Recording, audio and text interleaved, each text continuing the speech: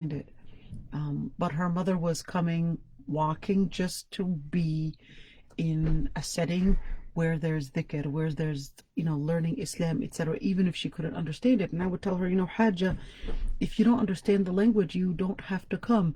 And she said, no, at least I would know that the malaika are surrounding the place, and at least I would be counted as part of those people that were attending. And she would just sit many times because she didn't understand the language.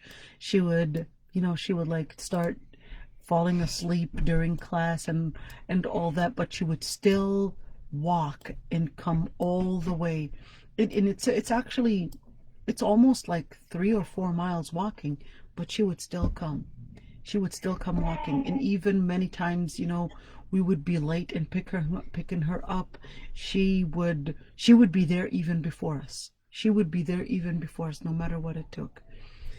And may Allah subhanahu wa ta'ala give shed his mercy on Sister Fatima, and not let us fall into fitna after her death, and make us from those that will Aysha, yep.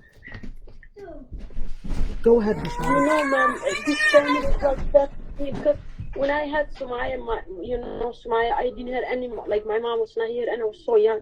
She used to help me and teach me everything. She used to babysit for me, Sumaya, when I went to high school. She was my babysitter. Yeah. They're such a good family.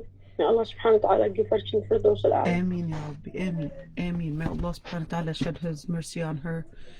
And even if we're not able to attend the janazah itself, inshallah, Allah subhanahu wa ta'ala will count us as one of those that are present in making the dua for her. And the Prophet ﷺ, when he used to bury the person, he would then say, make dua for your Muslim brother, because they are right now being asked. So right now, the sister is being asked. Right now is the burial. She's being asked right now. They finish shrouding and washing, and they're going to be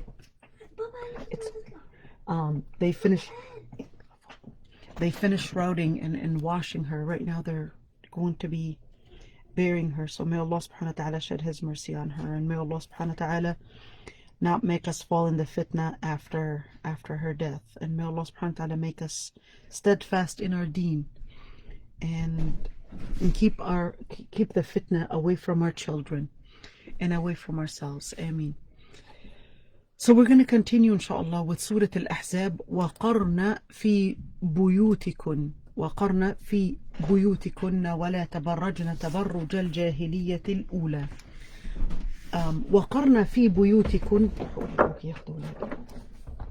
وَقَرْنَ فِي بُيُوتِكُنْ would simply here وَقَرْنَ, the word قَرْنَ, there are different qira'at for قَرْنَ.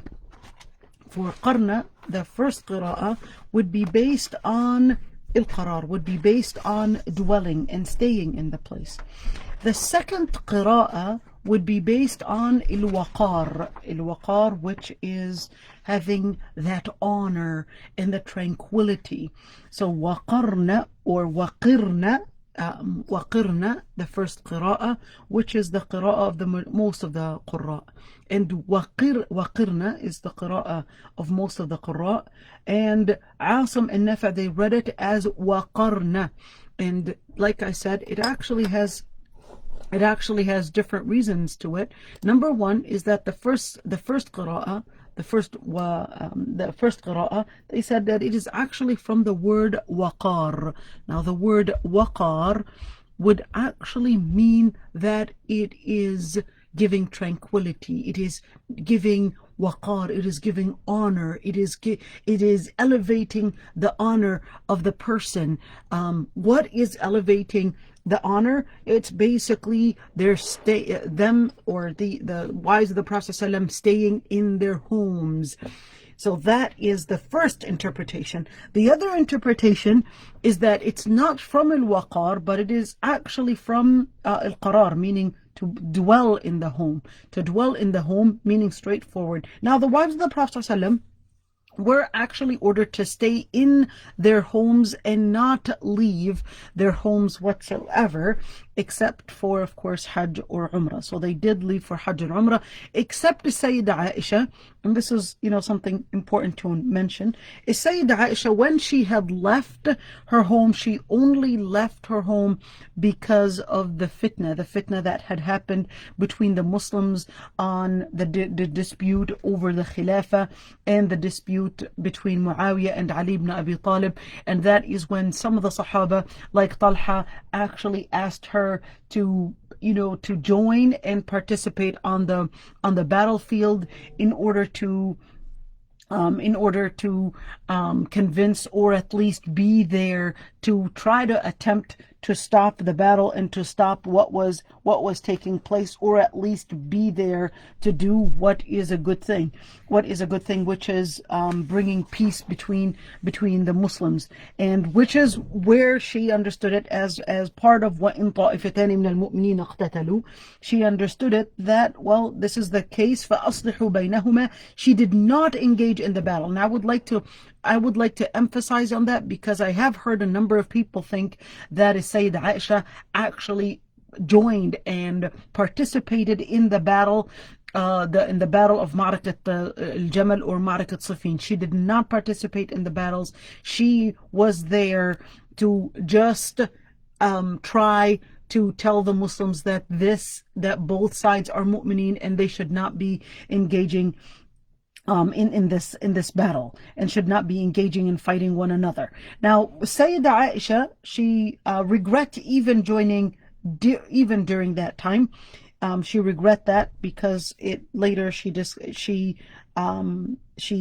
met, or she encountered, let me say it that way, she encountered when the Prophet ﷺ had told her that there's that one of you, that there are going to be those dogs barking at her, and she recalled when the Prophet ﷺ did tell her that, and that was on her way going to that particular battlefield in order to prevent the war from happening. So she did regret that. And later Ali ibn Abi Talib,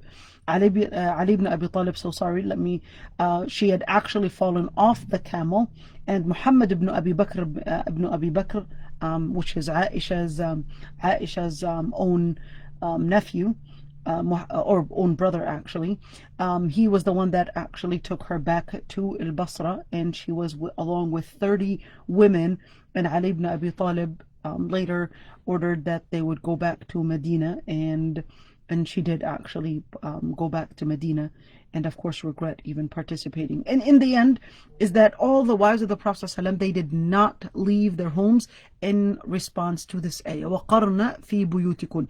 The question that comes up is, should we as women as well participate in this al-qarar fil bayt? Should the Muslim women, is that order for al-qarar fil bayt, to dwell in the homes, also an order that is given for us as women? So I would like to clarify this point, because this actually becomes a very controversial matter. Now, in general, women are not, supposed to be leaving their homes for no reason. In other words, even when she leaves, she has to leave with her hijab, with her, let me say, outer garment, and she has to maintain certain adab in dealing with the people in public, etc. Now, the reason why the hijab, or at least the garment. Let me use the word garment, because the word hijab, which today is known as the covering, the women's covering, and some would specify it as the head covering, the hair covering, that the veil that you put it on your head. They would call that as the hijab. That wasn't really what was called hijab. What was called hijab was really the barrier. What was the barrier that the women, the wives of the Prophet ﷺ, were ordered to, if they needed to talk to the men or even deliver any message, that they cannot do it except that they would be standing behind a barrier. So not only that they would be dressed, but they can't even talk face to face with any man that is not their mahram after the death of the Prophet ﷺ. This was the hijab. So for many that are looking for evidences on the hijab, and they're looking for the word hijab, they're looking for the wrong term. The term, or let me say the order to wear and cover up the body for Muslim women, this is not the part that is actually talking about that. That's in a different ayah. Maybe we could jump to it really quick right now. It's ayah 59. So let's see if we can find it right now really quick. It's actually on the top of that page. So let's go ahead and find it right there. Okay, and here we go. It's ayah 59. And here it is. The ayah that actually talks about the garment, the hijab, or let me say the clothes that they should cover, is actually this ayah, the ayah 59. So we're not going to talk about this ayah right now. We're going to talk about it later on, but I just wanted to point that out, that al-qarar fil bayt, the part that we're talking about, which is staying in the home, that's a different story. That's a different issue. Okay, so we're not going to be talking about that right now. I just wanted to mention it just so that people would not think that I'm saying that hijab is not obligatory. I'm here talking about dwelling and staying in the home, that piece of it. The piece of staying in the home and not leaving the home, this is an order for the wives of the Prophet ﷺ, and not necessarily the rest of the women, the rest of the Muslim women. But that doesn't mean that the rest of the Muslim women are not included in taking that as the default ruling.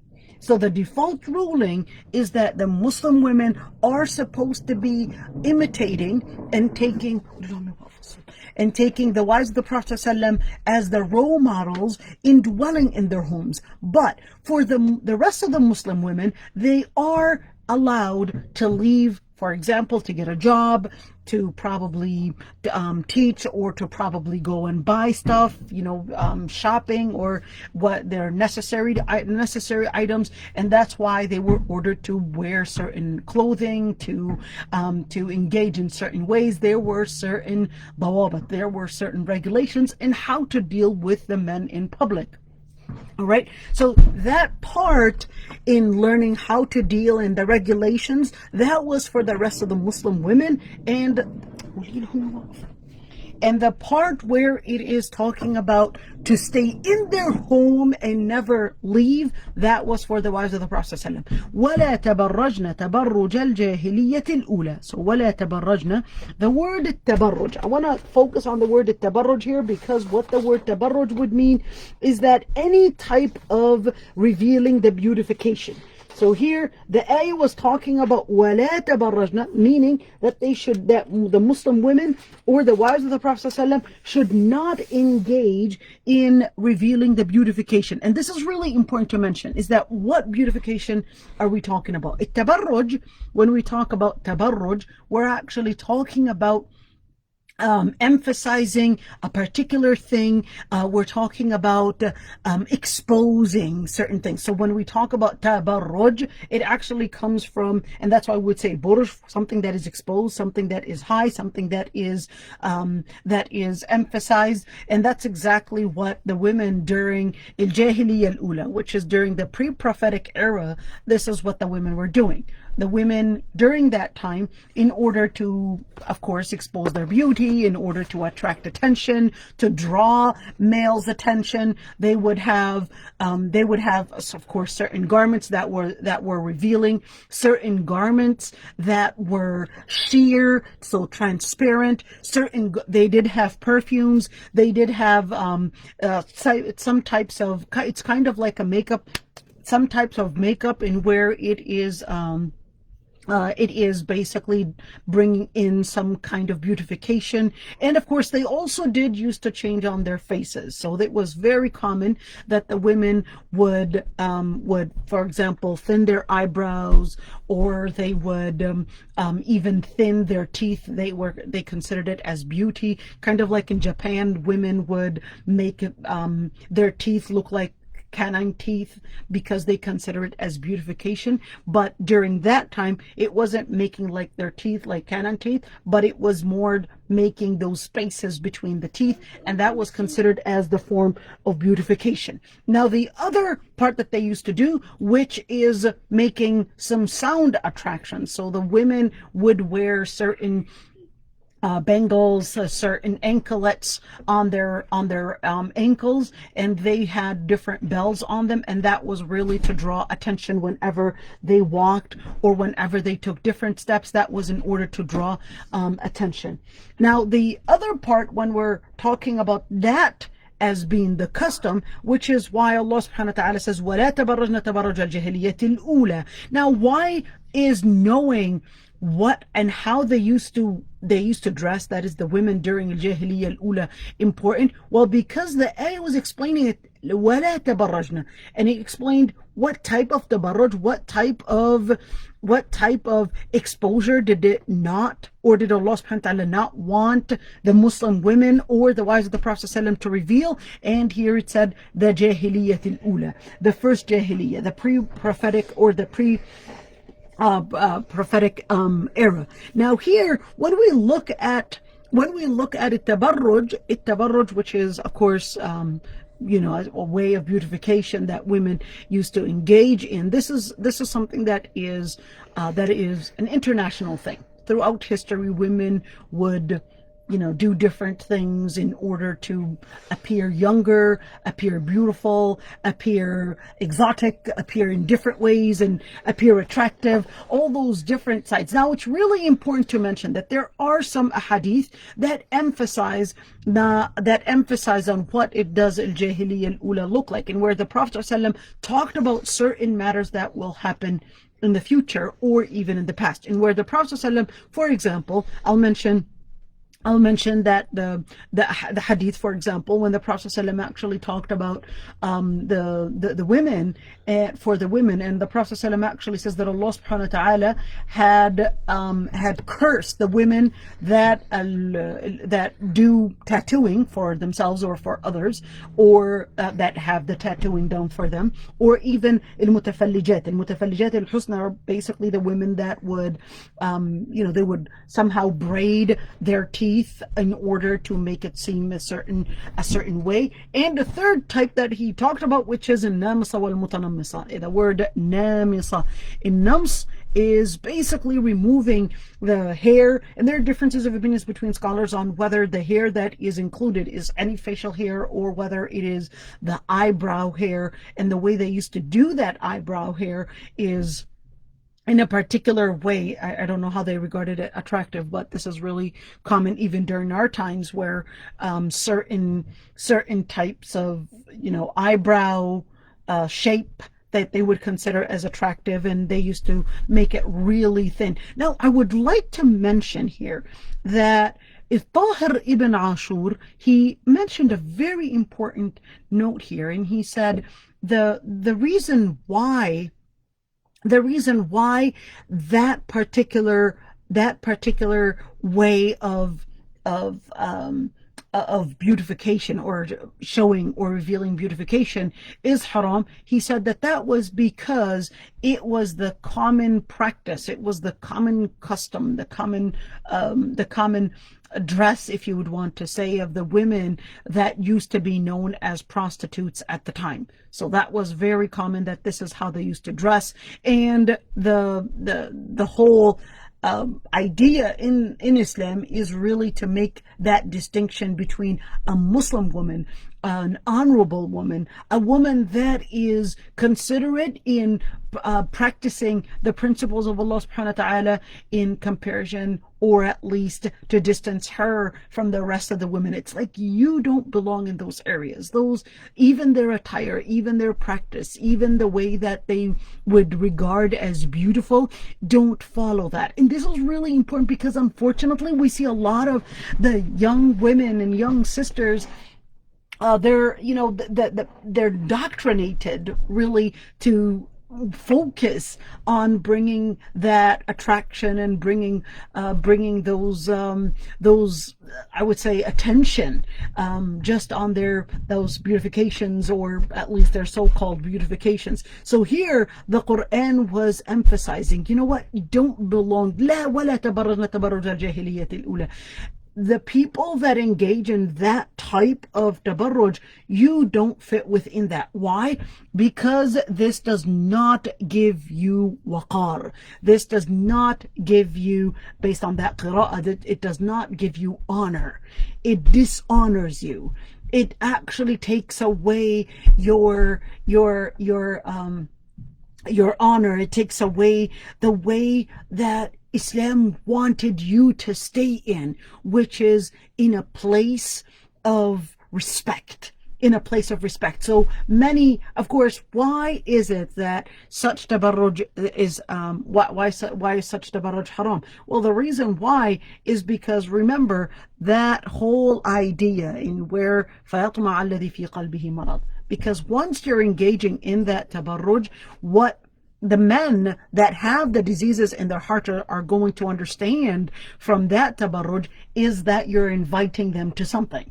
You're inviting them to flirtation. You're inviting them to talk to you. You're inviting them to engage in some kind of an illicit talk or an illicit behavior, or probably inviting them to draw attention, to look at you, etc. So the Quran was really clear that in order to protect and give you that honor and give you that respect, make sure that not only you watch where you're going and where you're staying, but you also watch how you appear. Your appearance is extremely important in how people react with you. Why? Because you want to make sure that those that have diseases in their hearts don't take advantage of you, and actually respect you as a Muslimah that is connected to Allah subhanahu wa ta'ala and a woman of integrity based on the values of Allah subhanahu wa ta'ala.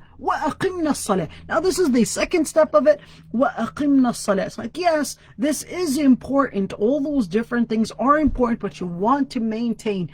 There's one side, if you look at those ayat, let's go and actually take those ayat just a little bit up, and I want you to see right here in where here it first it talked about their position, and it talked about the wives of the Prophet ﷺ's position, and in other words their place amongst the rest of the women, and then it talked about how they should react in public and how they should deal with the world around them, and how they should even guard their modesty by guarding the way that they speak, guarding where they are staying. So it's how you react, how you talk, your voice tone, and where you're staying, and at the same time how you appear in public. All that has a direct relationship with how you even consider, or you even put your deen and the relationship between you and Allah subhanahu wa ta'ala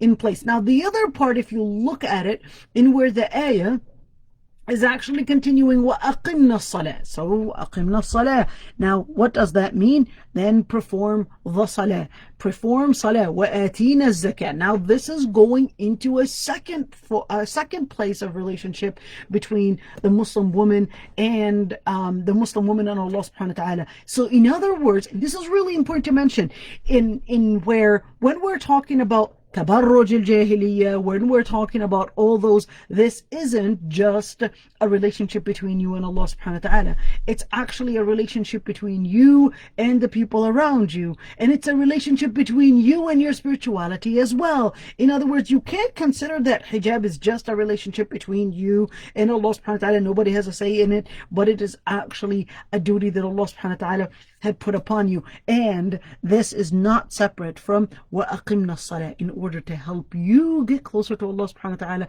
you want to maintain certain things in public. The way you react in public is going to have a direct impact on your focus in your salah, on the way you give zakah, on how you obey Allah subhanahu wa ta'ala on different matters. Now here, وَأَطِعْنَا اللَّهَ وَرَسُولَهُ. أَطِعْنَا اللَّهَ وَرَسُولَهُ would actually mean that this is أَطِعْنَا اللَّهَ, obey the orders of Allah subhanahu wa ta'ala.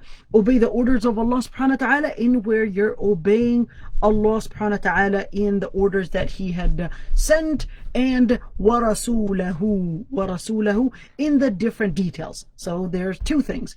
And then when we're saying أطعنا Allah, order Allah subhanahu wa ta'ala, or follow the orders of Allah subhanahu wa ta'ala, and then the طاعة الرسول is in the details, because you can have many ayat that may give you general orders.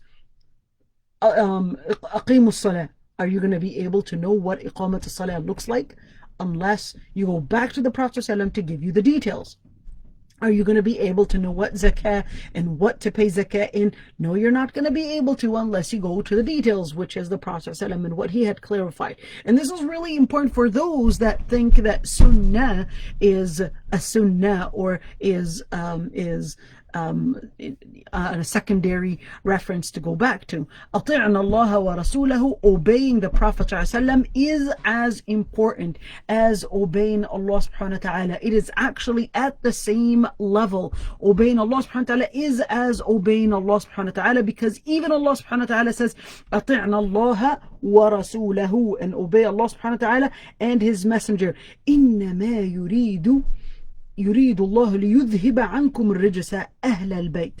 The main reason why Allah subhanahu wa ta'ala had given all those orders. Ladies, I want you to pay attention to this one. I know it is directed at إنما يريد. This innama is actually as a form of a sababiyya. The reason for all this, the reason for all these different orders are actually explained by saying innama. So why give all these orders? Why are all these different things actually mentioned?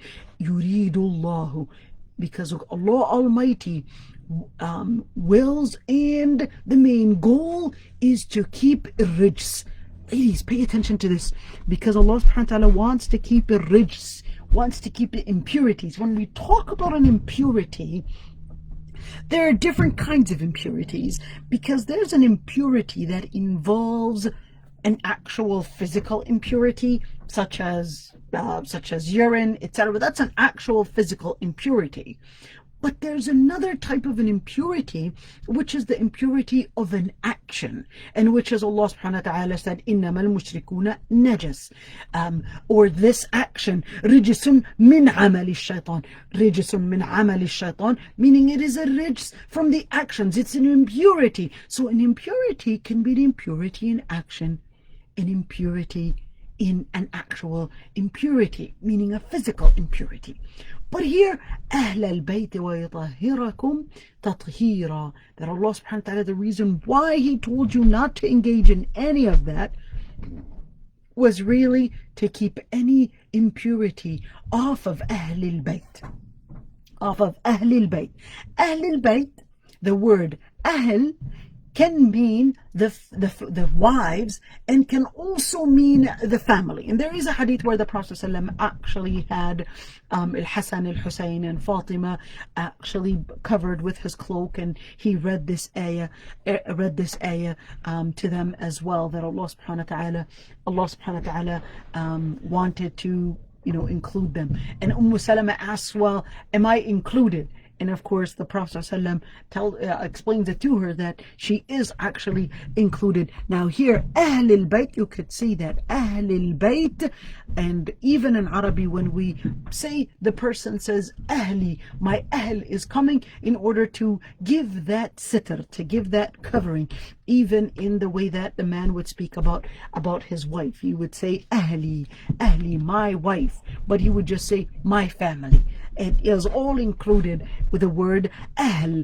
So here, and of course you could see also the context. So here the context was actually talking about وَقَرْنَ فِي بُيُوتِكُنَّ. It was talking and directing the words to the Prophet ﷺ's wives. So here, when it continues by context, you could see that it's including the wives of the Prophet ﷺ. The wives of the Prophet ﷺ being included, that the whole reason why Allah subhanahu wa ta'ala is mentioning all this was in order to say that التبرج is rijs.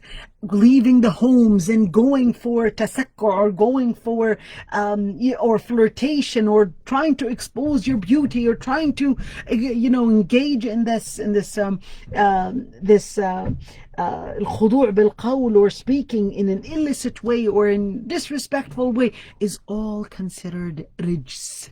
It's like an impure action. It doesn't fit a mu'mina. It doesn't fit the wives of the Prophet ﷺ. It doesn't fit a believing woman. It doesn't fit, and it does not whatsoever befit a person that is obeying Allah and His Messenger. وَيُطَهِّرَكُمْ تَطْهِيرًا. This is in order to bring يُطَهِّرَكُمْ, a purification. And when you look at this, is called المفعول المطلق right here, in يُطَهِّرَكُمْ تَطْهِيرًا. It is, in English we can translate it as, it is in order to bring in absolute purification, complete purification. What kind of a purification? A purification where in what you say, in where you stay, and who you engage with, and how you appear, and even your spiritual side, is all to help you maintain and to help you reach the purification, because Jannah is a place of purity. Any impurity shall not be in Jannah, cannot be in Jannah. So in order to get to Jannah, you need to make sure that you purify yourself in order to go there. Whenever you prepare yourself to head somewhere important, you take a shower, you put in perfume, you beautify yourself, you dress in your most beautiful clothes, and you probably might make rehearsals on how you should speak. All that in order to appear in the best, in your best and at your best. So here Allah subhanahu wa ta'ala is saying, well, there are certain things that, the same thing, if you are a person of Jannah, how you speak, how you appear, what you wear, all those are to be included in making you purified, to prepare you for Jannah. وَاذْكُرْنَ مَا يُتْلَى فِي بُيُوتِكُنْ. وَاذْكُرْنَ. Now the word وَاذْكُرْنَ, actually means and remember. But here, when we look at وَاذْكُرْنَ مَا يُتْلَى فِي بُيُوتِكُنْ, it's really important to mention that a dhikr here, is it necessarily to teach? Is it necessarily to teach, or is it farther than teaching? So وَاذْكُرْنَ, it can be to remember what was recited in their homes, what was recited. Remember, Jibreel alayhi salam, Sayyidah Aysha saw Jibreel alayhi salam 11 times in her home. And she had, in one of the times, she saw, she thought it was Dihyat al-Kalbi, and the Prophet ﷺ was really surprised that she even saw him. And then the Prophet ﷺ told her that was actually Jibreel in the form of Dihyat al-Kalbi. Dihyat al-Kalbi was one of the Sahaba, and Dihyat al-Kalbi, he was actually a very handsome Sahabi. And Jibreel alayhi salam used to come in the image of Dihyat al-Kalbi. There's another story that is coming to my mind for Jarir ibn Abdullah. Jarir ibn Abdullah was a very, very tall Sahabi. Tall, handsome, big, and huge in his body size. Dihyat al-Kalbi was one time sitting in the masjid. I know this is a little bit off topic, but it just came to my mind, and I would love to share the story. Dihyat al-Kalbi, he went inside, he was actually preparing himself to go inside the masjid. Now, in the middle of the way, the Prophet ﷺ, while while Jarir ibn Abdullah was going to the masjid, the Prophet ﷺ tells the Sahaba that were sitting down, he says, there's a man that is going to be coming in, that alayhi mishatu malak, that he has the appearance of an angel. Alayhi mishatu malak, he has an appearance of an angel. Now here's what happened. Jarir ibn Abdullah comes in, and everybody is staring at him. sits amongst the group, and he's kind of like worried, like, did I do anything wrong? Everybody's staring at me. What happened? So he asked the guy next to him. He says, did the Prophet ﷺ say anything about me? And then he said, well, he said that there's a man that's going to come in that actually has the appearance of an angel. Alayhi mishatu malak. He was from Bani Bajila. So that's when Jarir ibn Abdullah started smiling, and he couldn't stop smiling because this is the Prophet ﷺ actually saying that he appears, and his appearance is just like an angel. Just like an angel. And this is so if you want a Sahabi that appears like an angel, that looks like an angel. And by the way, the stories that talk about Jarir ibn Abdullah are telling us that he was so tall that his legs would be hanging from, he couldn't even sit on a horse because he was so tall that his legs would be hanging. The horses couldn't even carry him. So whenever he would want to attend a battle, horses were not available for somebody his size. And speaking of that, I'm assuming probably 7 foot tall, or 7 feet tall or something, because you would have to be extraordinary tall to not be able to sit on a horse like that. We're talking about Arabian horses there. And not being able to sit on Arabian horses, you must be exceptionally tall to not be able to sit on an Arabian horse. All right, so وَاذْكُرْنَ مَا يُتْلَى فِي بُيُوتِكُنْ, and remember, or وَاذْكُرْنَ, remember, or of course when we talk about dhikr, وَاذْكُرْنَ مَا يُتْلَى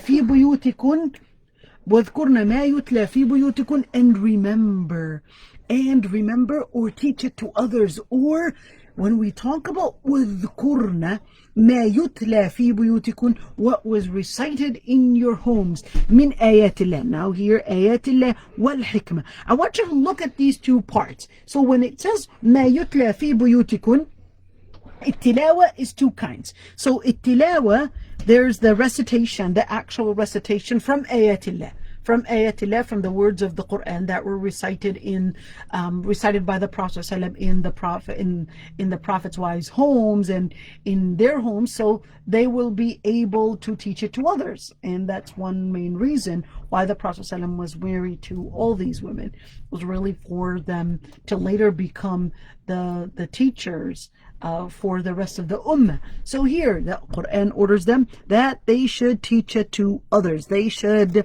remind others of it, teach it to others, and that was recited in their homes. The other part is al-hikmah. What is al-hikmah? Al-hikmah literally means wisdom. But here the wisdom is actually involving legislature, how the Prophet ﷺ used to practice, which is sunnah. The way the Prophet ﷺ used to practice and what the Prophet ﷺ actually taught. This actually takes us back in where, let's go back to the ayah when it actually talked about أَطِعْنَا اللَّهَ وَرَسُولَهُ. So now again, those two dualities, the dual part, which is when we're talking about أَطِعْنَا اللَّهَ, ayatillah are basically the things that relate to Quran. Al-hikmah are the things that relate to the Prophet ﷺ. So all that, they, as wives of the Prophet ﷺ, they were witnesses on how these things were practiced, on how the words of Allah subhanahu wa ta'ala were applied, and it was the best of the wisdom, and how it was actually put into action, which is called the wisdom. It's called the hikmah. So here al-hikmah is actually relating to the sunnah, the practice of the Prophet, the practice of the Prophet, and how he implemented the words of Allah subhanahu wa ta'ala. Inna Allah kana latifan khabira. That Allah subhanahu wa ta'ala, inna Allah. So here, verily, the word inna, verily, Allah subhanahu wa ta'ala is latifan khabira. What is latif? Now the word latif means subtle, S-U-B-T-L-E.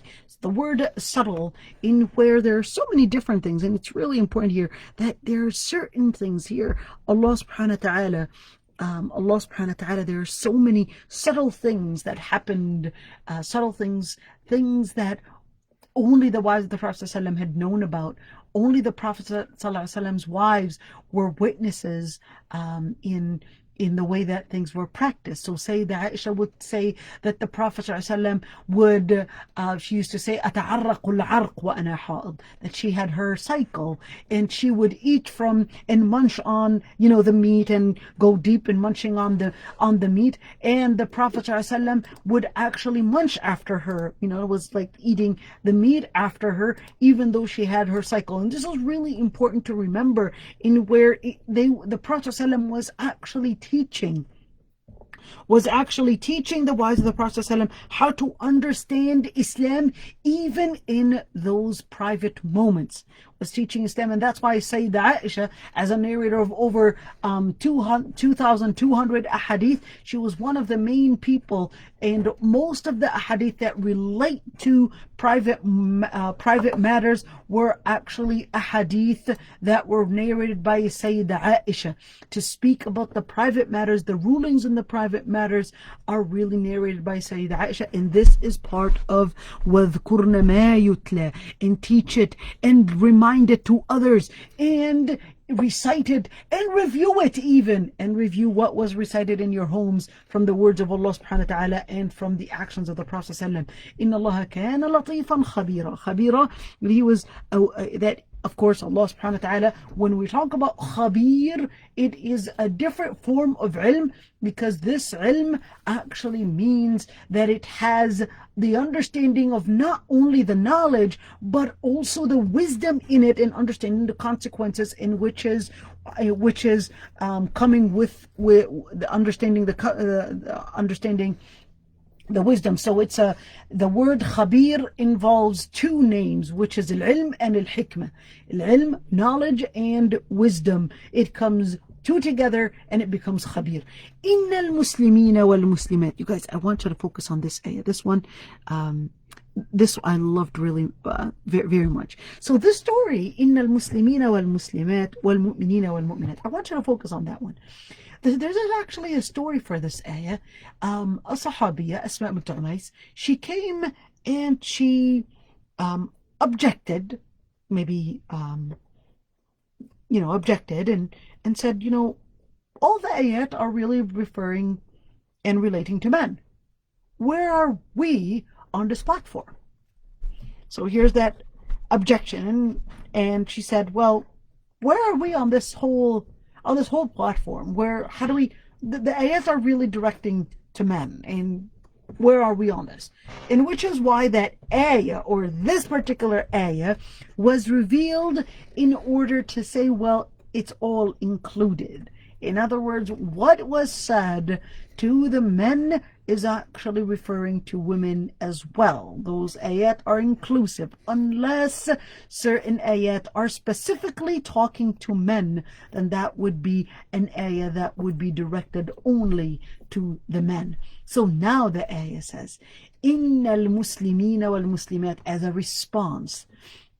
The Muslim men and the Muslim women, the believing men and the believing women, il-qaniteen and il-qanitat, the spiritual and the ones that are close in their Islam to Allah subhanahu wa ta'ala, the men and the women, the honest men and the honest women, the patient men and the patient women, the khashi'in and the khashi'at, the khashi'in, those that are what is the word, that their hearts tremble for the sake of Allah subhanahu wa ta'ala, the men and the women, those that donate, the men that donate and the women that donate, those that fast, the men that fast and the women that fast, and those that guard their private parts, the men and the women, and those that do lots of dhikr, وَالذَّاكِرِينَ اللَّهَ كَثِيرًا وَالذَّاكِرَاتِ, those that do lots of remembrance of Allah subhanahu wa ta'ala, the men and the women, all of them, أَعَدَّ اللَّهُ لَهُمْ مَغْفِرَةً وَأَجْرًا عَظِيمًا. Allah subhanahu wa ta'ala had prepared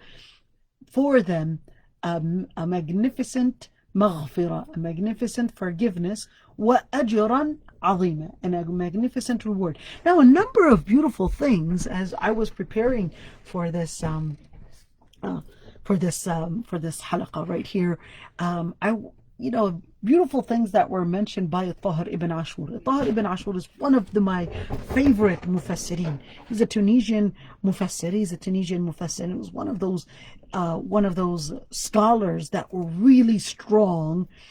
and I would say ardent in, at least in his words, against the secularism of Tunisia. There are two incidents that were really famous for him. Number one is when Habib Bourguiba, which was at the time, I believe it was around 1989, so not really long ago from now, and before that, he wanted to secularize Tunisia totally, in where he was a very direct collaborator with the French, and wanted to take away all the Muslim identity that Tunisia was built on.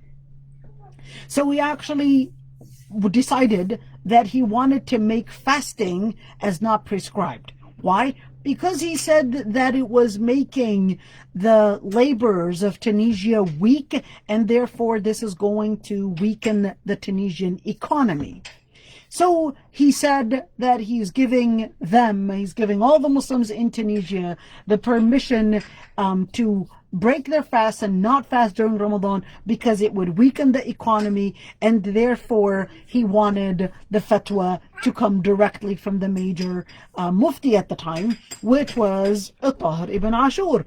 So Tahir ibn Ashur said, okay, let me go on the radio. He goes on the radio, and then he says, Allah subhanahu wa ta'ala says, كُتِبَ عَلَيْكُمُ الصِّيَامُ كَمَا كُتِبَ عَلَى الَّذِينَ مِنْ قَبْلِكُم. Allah subhanahu wa ta'ala has prescribed fasting unto you as He has prescribed it on the people before you.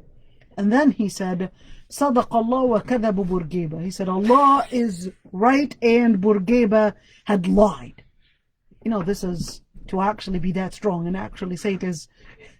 And then of course that pressured Bourguiba to leave his order for people to break their fast. And not only that, but Al-Habib Bourguiba, of course, because Tahir ibn Ashur was objecting his secularization of Tunisia, he later made him resign. In other words, gave him a furlough from the major position that he was in.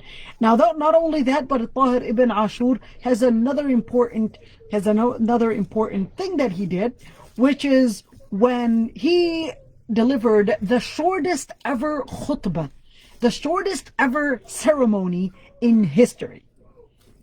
What happened? He was getting himself ready to go for Salat al-Jum'ah, but he was seeing that there's so many women in the market. So he gets up on the pulpit and he says, whose wives are those in the market? End of the first khutbah. Then he gets up again and he says, whose wives are those that are in the market? End of the second khutbah. What is it to mean? Your women, and those women, your daughters, your wives, they don't belong in those markets like that. You do the job on their behalf instead of having those women be exposed in that manner, in that way, in those markets. They should not always be public. They should not always be exposed. And this is the shortest khutbah that Tahir ibn Ashur had anybody, or let me say it that way, had given. Now, he actually explains إِنَّ الْمُسْلِمِينَ وَالْمُسْلِمَاتِ. He says the way that إِنَّ الْمُسْلِمِينَ وَالْمُسْلِمَاتِ, you know what? First, let me give this a general tafsir, and then we'll go directly on what he thinks the classification is based on. Al-Muslimin wal-Muslimat, a Muslim is a person that believes that there's no God worthy of worship but Allah, and Muhammad ﷺ is the messenger of Allah. Alright? Al-Mu'min and Al-Mu'min. Al-Mu'min is somebody that, as in the hadith, remember the hadith Jibreel alayhi salam, when Jibreel alayhi salam, in the hadith that Umar ibn Khattab narrated, that Jibreel alayhi salam, it was a man that came in, la yura alayhi athar safar, so it was literally Jibreel coming, but they didn't know that was Jibreel. He came in a form of a human being, sat amongst the Sahaba, he was dressed in white, very black hair, he was dressed in very clean clothes, and they couldn't see that it was of anything that they, or anybody that they had recognized. sits in front of them. The Umar ibn al-Khattab and the Sahaba say that he sat right in front of him to the point that he put his knees right in front of the Prophet ﷺ's knees, sat in front of him and says, Ya Muhammad, O Muhammad, tell me about Islam. The Prophet ﷺ says, Al-Islam, an tashhad la ilaha illallah, it's believing in Allah subhanahu wa ta'ala and Muhammad, the Prophet Muhammad ﷺ as the Prophet of Allah subhanahu wa ta'ala, and you perform salah, zakah, etc.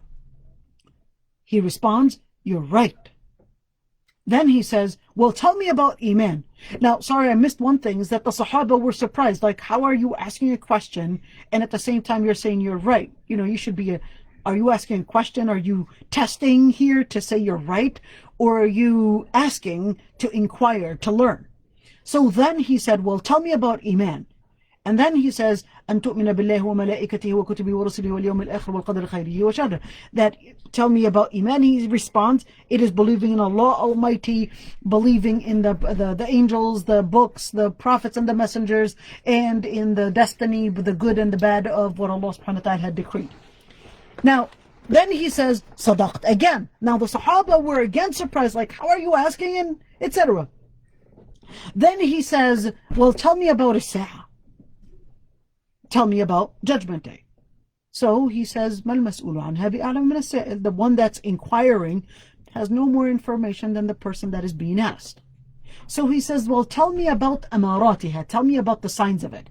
And then he tells him about the sign of it, that the girl would be bossing or being the authority of her mother, as some scholars said it was indicating slavery, and that many women will become the mothers of the slave women will become the mothers of free girls.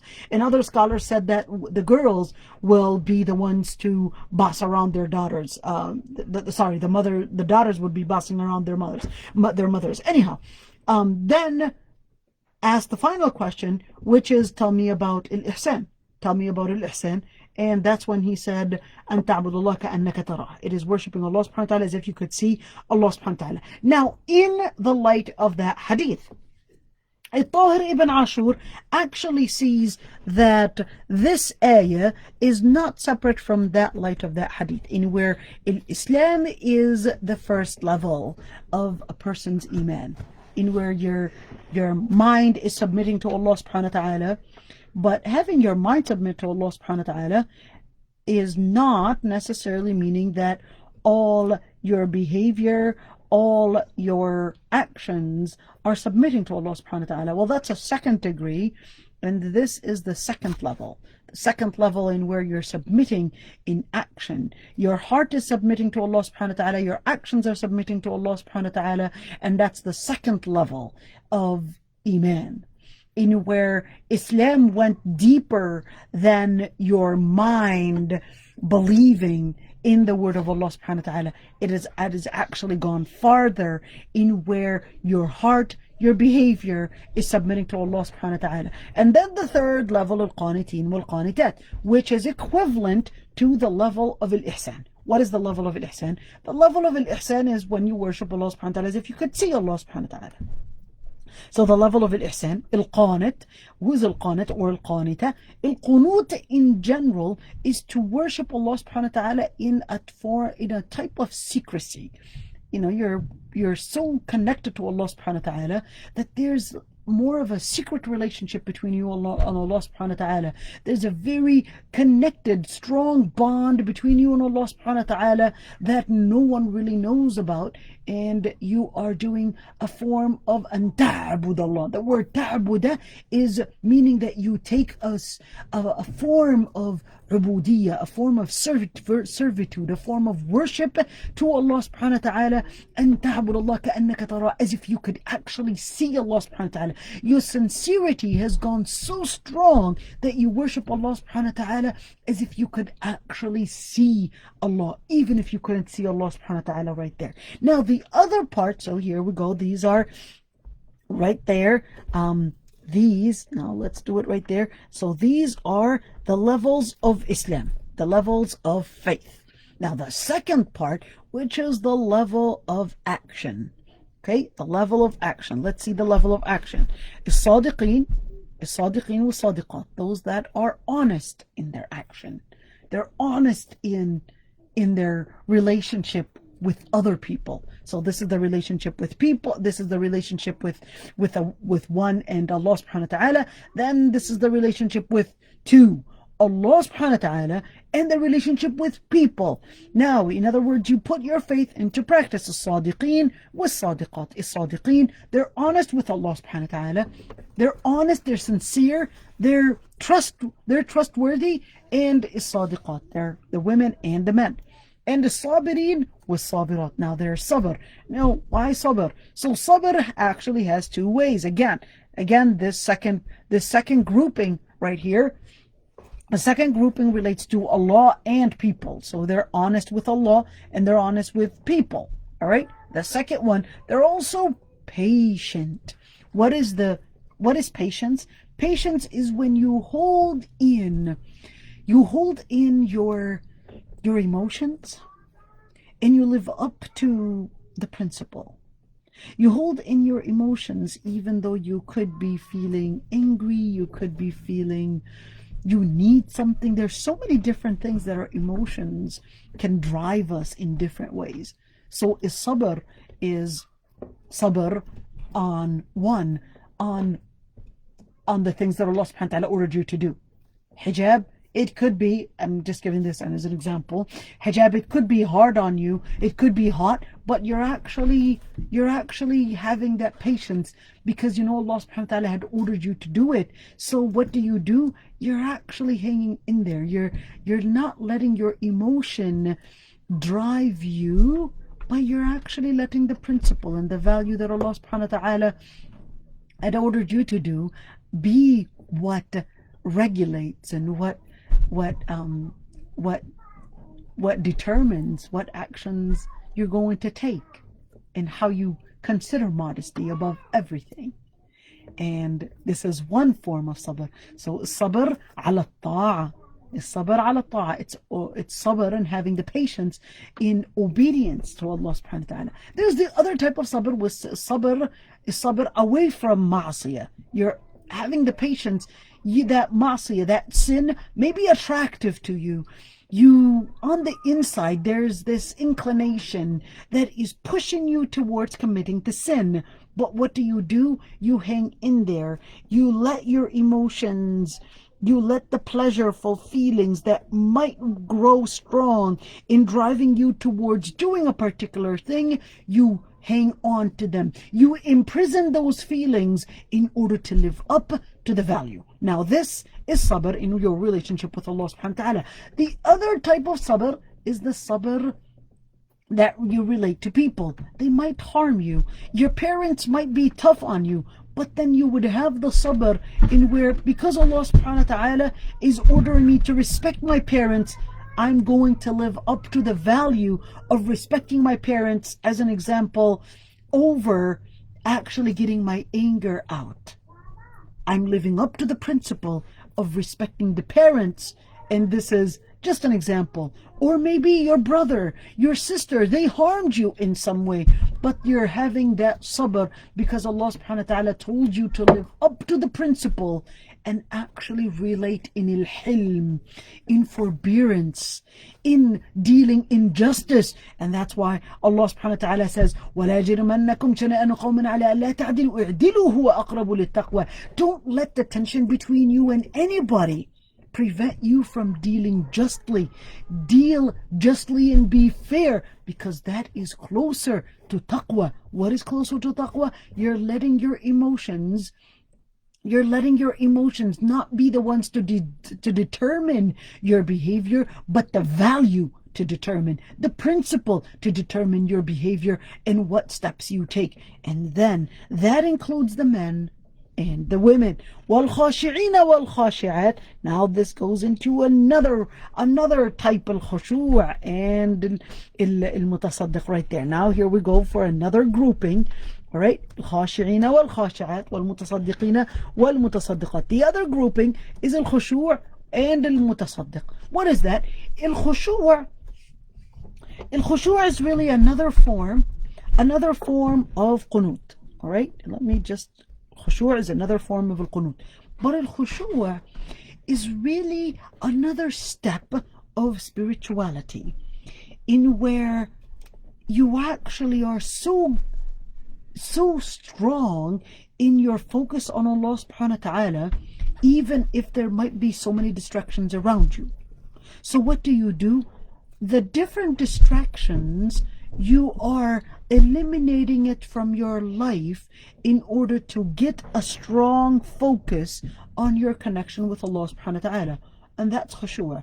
In other words, it would take a lot of therapy and inner focus to actually reach to a level of khushu', because you're taking away a lot of distractions, a lot of things that you might enjoy, in order to attain the level of great sincerity and focus on Allah subhanahu wa ta'ala. Now then, it takes us into, what are you doing here? In this classification, you're taking away different distractions, and the distraction of what you might be surrounded with, and the distraction of wealth. المتصدقين والمتصدقات. What is المتصدق? المتصدق is the person that gives and donates money. What does money have to do with this classification? So again, the first one is a distraction from the different things that you might enjoy, just in order to get the focus. The second classification is the classification of taking away the distraction of money and your love to money, to let it be for the sake of Allah subhanahu wa ta'ala, and actually let it be living up to the value of the focus of the akhirah rather than the focus of dunya. وَالصَّائِمِينَ وَالصَّائِمَاتِ actually also comes in. Remember the hadith that we did yesterday, in where the Prophet ﷺ, in the hadith that we did yesterday, in where Mu'adh ibn Jabal, when he asked the Prophet ﷺ, what leads me to Jannah? What leads me to Jannah? And he actually tells him the different things. And when he mentions in the hadith to actually as-sawmu junnah was-sadaqa tudfi'u al-khati'ah, right? We mentioned that one. And the salah that a man does during the night. And here, remember, as-sa'imina was-sa'imat as-sawmu junnah. As-sa'imin was-sa'imat actually fits with this category right there, in where you're giving up on certain things. What are you giving up on? Giving up on the distraction of the surroundings, giving up on the distraction of wealth, giving up on the distraction of food. Or not only food, because siyam doesn't only mean food, because siyam, when you fast, you don't only give up on food, but you also give up on sexual desire. So here, the sexual desire, which is a siyam, that's why the ayah وَالْحَافِظِينَ فُرُوجَهُمْ وَالْحَافِظَاتِ was later included, those that guard their private parts from zina or any outside of marriage relationships. So here Allah subhanahu wa ta'ala put those that this isn't what it takes to actually give up on so many different things that might be distracting you without you realizing. The focus and the environment, the wealth and the surrounding of it, the food and what your body might get in, and the different things that might be distracting you from your focus, the men and the women and etc. Now it's really important to look at, this is the deen, all right? There's the nafs. There's the deen. Remember, D-N-A-I-M. Here's the deen. Here's your nafs, in where the way you relate with yourself. And then the deen nafs. Here's the aql, with your focus. Here's the aql. Remember, your focus on the aql. And there's the ird. There's the ird, which is the chastity. And then finally, of course, وَذَاكِرِينَ اللَّهَ كَثِيرًا وَالذَّاكِرَاتِ. in here in mutasaddiqat, there's actually the mal as well, the wealth as well, which is DNAIM. Remember those that we had mentioned before. وَالذَّاكِرِينَ اللَّهَ كَثِيرًا وَالذَّاكِرَاتِ. Remember when the Prophet ﷺ, as in the hadith that we did yesterday, when Mu'adh ibn Jabal asks, what leads me to Jannah? The final thing he says that احفظ or كف عليك هذا, hold your tongue. And this is the lisan right there. Hold your tongue. Make sure you look at your tongue and what your tongue is doing. This is وَالذَّاكِرِينَ اللَّهَ كَثِيرًا وَالذَّاكِرَاتِ. It fits exactly the hadith that we were doing yesterday, the 29th hadith. 29th hadith of An-Nawawi. وَالذَّاكِرِينَ اللَّهَ كَثِيرًا وَالذَّاكِرَاتِ includes, if you want to help yourself and you want that assistance, how do I actually become any of these? Well, it actually starts with you doing the dhikr. Dhikr, in where you're doing two things of dhikr. There's the dhikr of al-qalb. There's the dhikr of al-qalb and there's the dhikr of al-lisan. What is the dhikr of al-qalb and the dhikr of al-lisan? الذكر of القلب, الذكر of al-lisan, فاذكروني أذكركم. And Allah subhanahu wa ta'ala in the hadith al-Qudsi, من ذكرني في نفسه ذكرته في نفسي. And whoever remembers the name of Allah subhanahu wa ta'ala, Allah subhanahu wa ta'ala will remember his name. And Allah subhanahu wa ta'ala, it's not that Allah subhanahu wa ta'ala forgets, because remember, when we say ألا بذكر الله تطمئن القلوب, or when we talk about نسوا الله فنسيهم, it's not that Allah subhanahu wa ta'ala forgot them. فنسيهم, here ignored them, put them on a side. In here نسوا الله, they forgot the name of Allah subhanahu wa ta'ala. They forgot Allah subhanahu wa ta'ala, so Allah subhanahu wa ta'ala ignored them. So with the same logic is that Allah subhanahu wa ta'ala, man dhakarani dhakarta, Allah subhanahu wa ta'ala would remember them, Allah subhanahu wa ta'ala would mention them. Here's another translation for it. Would mention their names. And whoever would mention the name of Allah subhanahu wa ta'ala in a specific environment, Allah subhanahu wa ta'ala would mention their name in a different and a more magnificent environment. Now the other part, which is a dhikr fil qalb. A dhikr fil qalb is, as Allah subhanahu wa ta'ala had mentioned, that وَالَّذِينَ إِذَا فَعَلُوا فَاحِشَةً أَوْ ظَلَمُوا أَنفُسَهُمْ ذَكَرُوا اللَّهَ فَاسْتَغْفَرُوا لِذُنُوبِهِمْ. That those that commit a sin, they are فَعَلُوا فَاحِشَةً, they committed a sin, and ظَلَمُوا أَنفُسَهُم, they transgressed and actually transgressed their own rights. What does that mean, transgress their rights? Meaning that there are certain things that you want to preserve your honor in. So ظَلَمُوا أَنفُسَهُم, that transgressed the most important thing, which is preserving your own place in Jannah, and preserving your own body, and preserving your own honor, etc. So those people that had transgressed those limits have actually transgressed against their own selves. So here Allah subhanahu wa ta'ala says, ذَكَرُوا اللَّهِ, they would remember Allah subhanahu wa ta'ala, فَاسْتَغْفَرُوا لِذُنُوبِهِمْ, فَاسْتَغْفَرُوا لِذُنُوبِهِمْ, that they would ذَكَرُوا اللَّهِ, they would remember Allah subhanahu wa ta'ala and seek refuge. فَاسْتَغْفَرُوا, they would seek forgiveness for the sins that they have committed. This is a form of dhikr. Dhikr actually is dhikr in al-qalb, dhikr in al-lisan, in our tongues, oral dhikr, and there's the inner dhikr, and this is the strongest dhikr, and there's the behavioral dhikr in applying it into action, and of course there's the visual dhikr and taking that moment to remember the magnificence of Allah subhanahu wa ta'ala. أعد الله لهم مغفرة وأجرا عظيما, that Allah subhanahu wa ta'ala had prepared for them a maghfirah, forgiveness, and a magnificent reward. May Allah subhanahu wa ta'ala grant us that forgiveness and the magnificent reward, and may Allah subhanahu wa ta'ala make us from all those that were mentioned, and Ameen Ya Rabbi, and make us from those that will be granted the maghfirah and the ajr al-azim. Here's somebody that sent in some questions. You guys can actually send in some questions.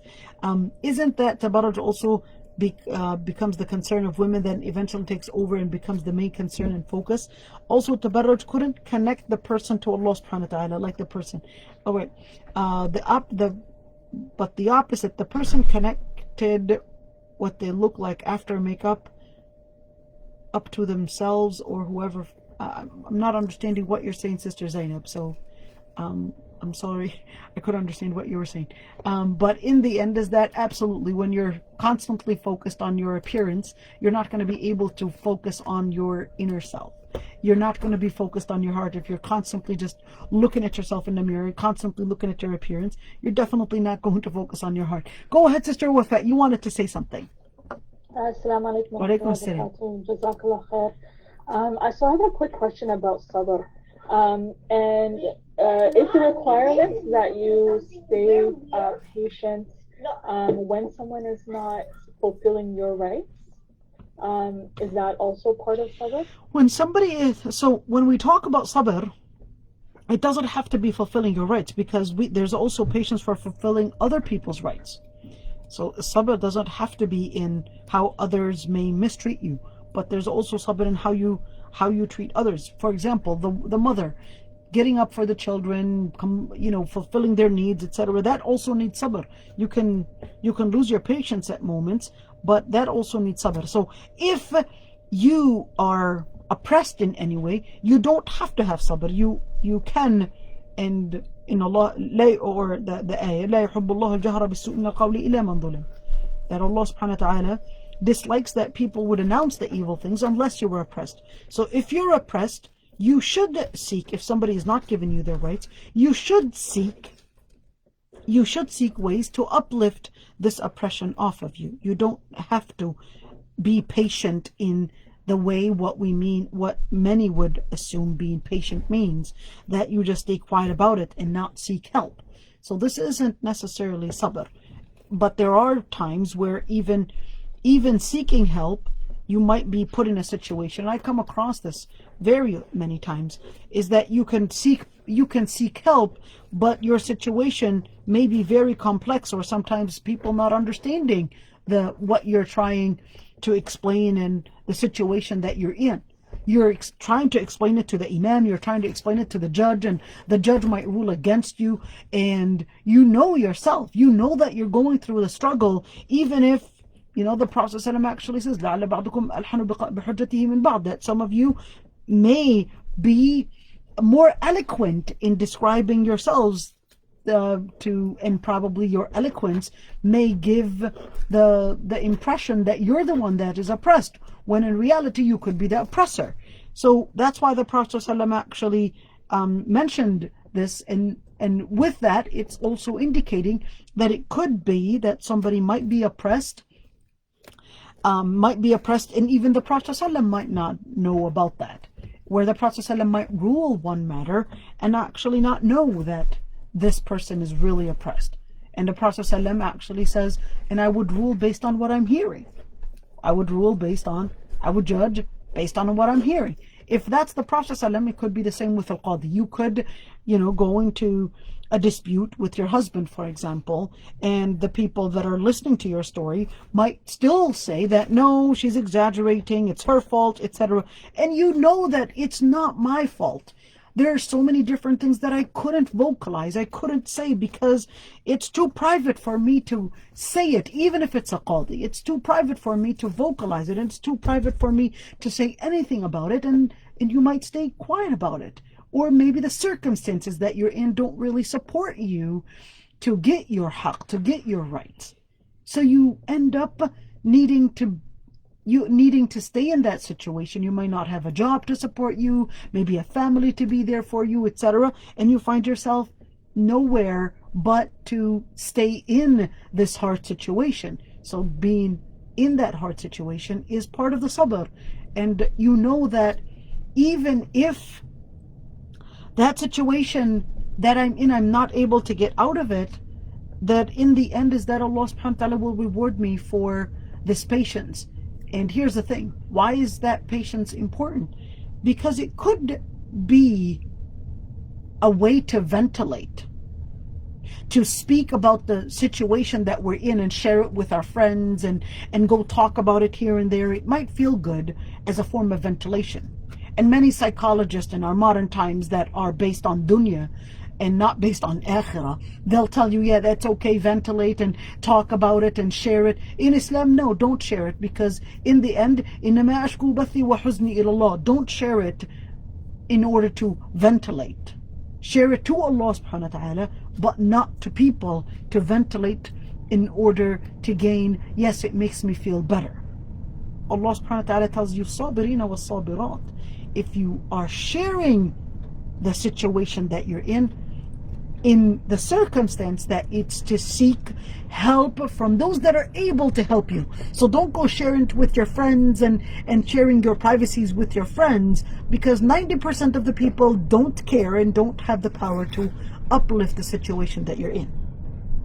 But if you need to share it with a limited group or a person, limited people, those that are capable of uplifting the hardship off of you. That's who you are sharing it with, but not for the sake of sharing and for the sake of ventilating. So that's when الصابرين والصابرات, those moments that you learn how to live up to the principle and the value of preserving your honor and preserving not to promote illnesses and not to promote the wrong things or even ventilate your pains, but you're actually sharing it only with Allah subhanahu wa ta'ala, and you're living up to the principle, and you're not giving yourself the justification to transgress the limit and transgress the limit in your relationship with people, because your drives, your emotions towards that particular person have gone outside of your ability of coping. Your ability of coping is actually supposed to be based on the value of being living up to the principle. So I hope I answered that one, Sister Wafat. I'll unmute you again if you want to comment on that. Sorry, I took a long time in explaining that piece of it. Well, alhamdulillah, you certainly answered my questions. Jazakallah khair. Allah yardanik ya Rabbi. All right, so Sister Ihsan, go ahead, Ihsan. What did you want to say? You know how you... Oh, sorry. Assalamu alaikum. Wa alaikum salam. Do you know how you said that people who are more focusing in the mirror are not more focusing in the heart? What do you mean by that?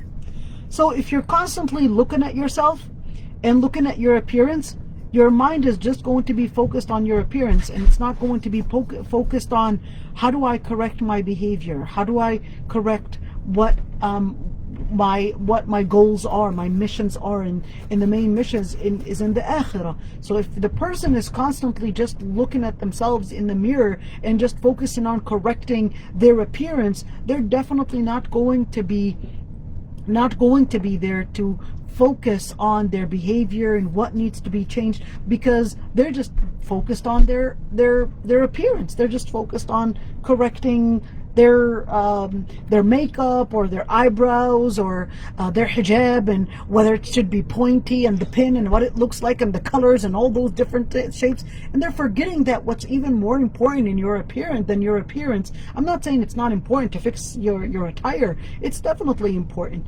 In fact, the Prophet ﷺ actually said, to appear and dress good and all that stuff, and there's no doubt about that.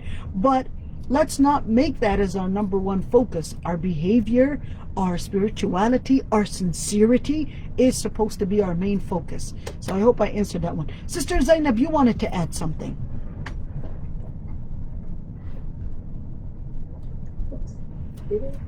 Tfaddal. Go ahead, Sister Zainab. Assalamu alaikum. Wa alaikum salam. I thought by mistake I closed the mic. Nope. So thank you so much. Like what I was saying is, I noticed also that the makeup does disconnect the person from Allah. So they don't associate no more beauty to Allah. That means they don't look in the mirror and they say, MashaAllah, how Allah created me.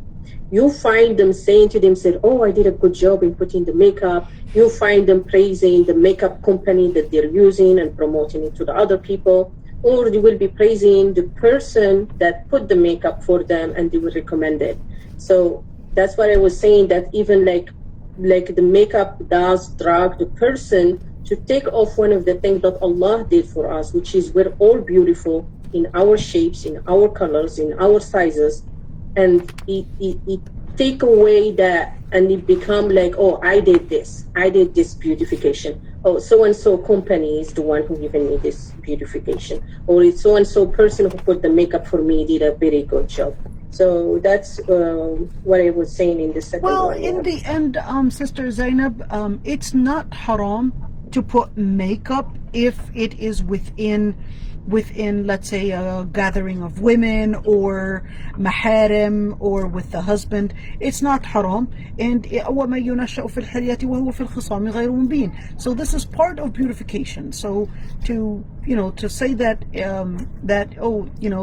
it's taking away from you praising Allah subhanahu wa ta'ala by praising the company.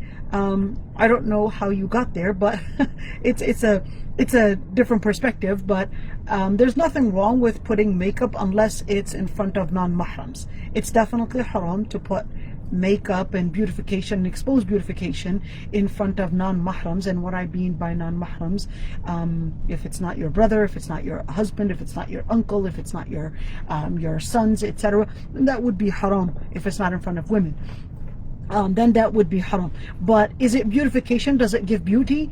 It's, in the end, is that yes, it does. Is it contradicting our understanding of how I see beauty? Not necessarily, because even with beautification, Allah subhanahu wa ta'ala says, أَوَمَن يُنَشَّأُ فِي الْحِلْيَةِ.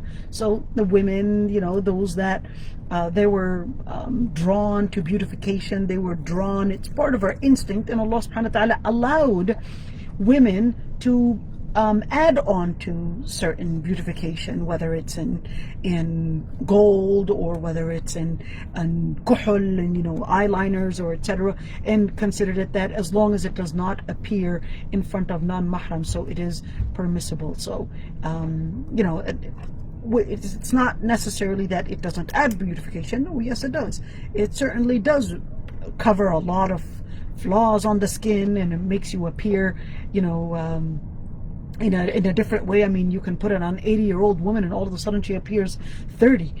You can put makeup on a 40-year-old girl and all of a sudden, or a 40-year-old woman, and all of a sudden with makeup she appears like she was 16, or all that. So it does. That's why it's actually a form of beautification, and that's why Islam considered that, no, don't put that beautification, that tabarruj, don't put that beautification in front of non-mahrams.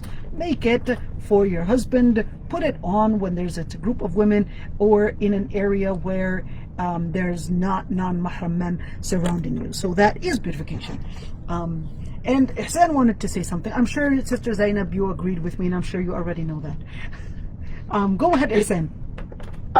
So my question is, so you know how you're saying the non-mahram, like when you're wearing makeup, so when you put on your makeup and when you go leave the house and you're next to non-mahram people, is that considered haram? Like you can't do that? So it's not haram if it's not in front of non-mahrams. It's not haram. You can actually put makeup. It's not haram if it's not in front of non-mahrams. There's nothing wrong with it around women, etc. There are some scholars, though, I would like to mention that one. There are some scholars in certain cultures, it's really based on culture, where certain scholars might have mentioned that they differentiated, especially the Maliki and the Shafi'i madhab, they differentiated between married and non-married women, and regarded that non-married women should not be putting that. But there's really no evidence to differentiate between married and non-married women. It's mainly culture that differentiate between married and non-married women. If it's in front of non-mahrams, regardless of married or not married women, it's going to be the same. If it's in front of mahrams, I just wanted to note that there are some scholars that differentiate, but that's more based on culture, al-urf, and culture, and not necessarily based on anything in Islam or anything in the text that says that if it's a non-married woman, that she should not put makeup. No, that's more of a cultural thing than a religious thing. So like you can put makeup on like next to your husband or brother, and when you go out, it's fine to have it on? No, it's not. No. When you have your makeup should not appear in front of non-mahrams. So it's not the action of when do I put it? It's like, oh, I've got my mirror. As long as they don't see me putting it on, I can go out with it. No, that's not what I'm saying, Ihsan. I'm saying that non-mahrams should not see you with makeup on. So also you can't go out with makeup. Yes. Oh. Okay, so it's not that, oh, as long as I put it while they're not looking at me, I'll go to the bathroom and put the makeup on, and they didn't see me put it on, but I can go outside with it. No, that's not what I'm saying. They should not see you with makeup on. Any type of beautification. Any type of beautification. Any type of beautification. If you put on like eyeshadow, that'd be bad too. Like you went out with Right. it. So in the end, we're actually going to go in more details about that, which is a zina dhahira. Is this part of a zina dhahira? When we get to ayah 59, I believe, and yeah, around that area, around those areas within this surah, we're going to be talking about more about makeup and those kind of beautifications. So stay tuned for that. We'll go in details during that ayah, inshallah, in Surah Al-Ahzab. And we'll talk about the kuhul, which is the eyeliner, and we'll talk about, having like a ring and a necklace and all that. Is that permissible? What about a little bit of eyeshadow? What about foundation? We'll talk about that, inshallah, when we get to around ayah 56, 58, 59, and 60 in Surah Al-Ahzab. So just a couple ayat from now. All right, inshallah. So we'll answer those questions at the time, inshallah. Wa assalamu alaikum wa rahmatullahi wa barakatuh. Jazakumullah khairan, everyone, for attending. We'll see you Tuesday at 5, Wednesday at 2, Thursday at 5, Friday at 2. So assalamu alaikum, everyone.